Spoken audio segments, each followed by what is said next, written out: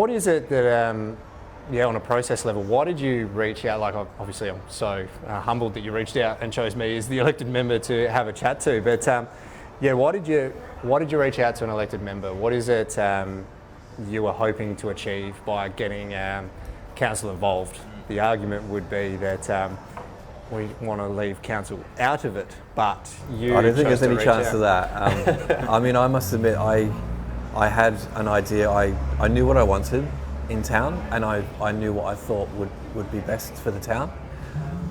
I had no way of sort of implementing it, no way of getting it forward, and I did initially contact or just send a few messages to a few people saying if I was to get some street art here in Gawler, how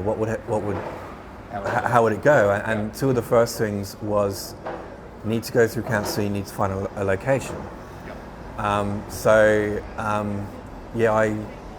know that we caught up through I'm from Gawler as far as just moving our pages forward as far as making posts and engaging the community, and then I came up with that small idea of what I wanted to do, and you were pretty keen, and you said let's work on it, and then we became mates and bounced things back and forth, and it's been a lot easier because when I did contact a few other people, it was just very, you need to do this. It wasn't let's catch up and talk about it. It was you need to do this, and then I'm like, well, how do I do that?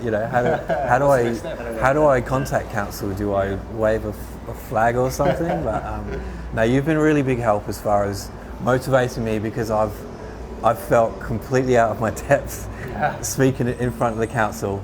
But man, I want to see this thing through. So and I know you're keen for it. So massively keen. For me, I see the benefits of other towns doing these sorts of things that you would see them firsthand. I feel like Gawler needs to catch up. I think many walls. I don't think just one big one. I think it's got to progress and spread through the town. And when you turn around a corner, when you're on foot or in a car, bang! Something's wowing you at every opportunity. And that's one thing that I also thought of. I mean, because I love looking at this sort of stuff, but I know for a fact that people will look at this online or drive past it, and then they'll come in and then they'll stop, take a picture, use their hashtags, they'll come in and buy coffee or buy a beer. When I was up at Owen on the weekend, I made a point to go in and I bought a meal and I had a couple of drinks at the pub there watching doing all the silo art, and I think that's why people do it, is to bring people into the town. So, and since we're quite a thoroughfare we're a hub to everywhere. For going in any direction. To have something on a wall that people drive past and go, oh, what was that? They can easily turn around, stop, and then bang, they're in town.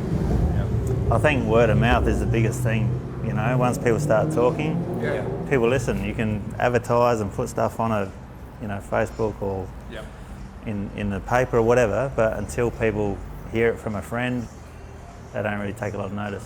So that's it. I mean, I guess my attraction to the idea and the conversations and everything like that is around setting up a platform that actually, so my end game, in the way that I look at it, is we're working on a concept on a building that council are keen to give us and whatever else, and then you're delivering those concepts A, B or C or D, whatever it is, and you're putting it on the platform, and you're getting a community vote around what they want to see on their asset.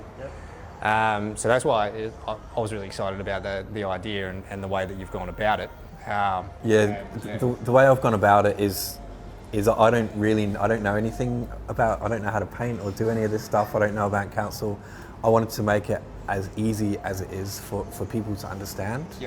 What the pros of doing this sort of stuff, as far as bringing people in and looking on the Facebook page and the website and all that to see that this is what it could be, this is what it should be, and just making it as simple as possible for people to understand. And as you know, that's why we've got that motion on the agenda for tomorrow night, the March Ordinary Council meeting, where we're going to try to, outline the process. I've got a 4 dot point motion that's tell us how we engage council if we want to do something like this. Give us some examples and costs where other councils have done it. So hopefully getting that on the books does bring it into the foresight of all those questions we can run to ground on a very simple information piece, I guess. As you know, we get building owners calling us and talking about how they're excited, and they're even asking me like, oh, how would I go about it? And I'm like, oh, I've got no idea, and here's Kyle's number. He's close enough to it. Well, just talking about the art on the way into Gawler off Main North Road, and that obviously upset a few people based on the cost and stuff. Yes. But for that cost, you'd probably get a lot of really good murals. Yes. And people would be a lot happier with it. I don't mind that on the way into Gawler. I just don't think it's imposing enough to really catch the attention of people. Yep. I love the idea behind it, or the concept, but so I think that's a good point for people to think about when they're either saying yay or nay to potential street art in Gawler. What is the potential for the local economy, and what is the potential for beautifying your town? And we do have some things on the council agenda at the moment about town beautification. This is the gold standard of beautification.